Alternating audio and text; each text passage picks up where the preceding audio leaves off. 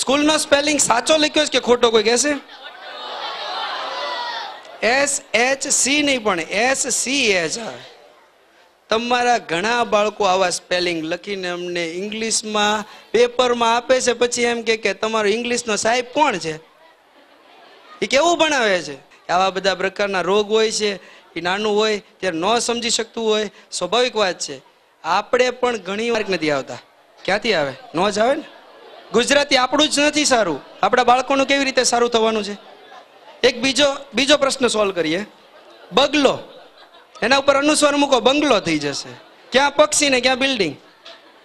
અમારા ગુજરાતીના સાહેબ એમ કે ઘણીવાર અમને કે કલ્પેશભાઈ તમારા વિદ્યાર્થીને કાંઈ કહો તો ખરા, આવી રીતે ગુજરાતી ન લખવાનું હોય, બરાબર ને? તો આવી ઘણી બધી ભૂલો થતી હોય છે, તો આપણે એમના પેપર ચેક કરવા જોઈએ, ચેક કરવા જોઈએ। ઘણા પેપર નથી ચેક કરતા।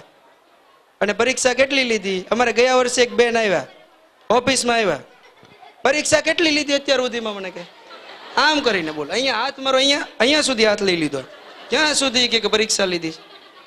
બધું મને રિઝલ્ટ નહીં બતાવો।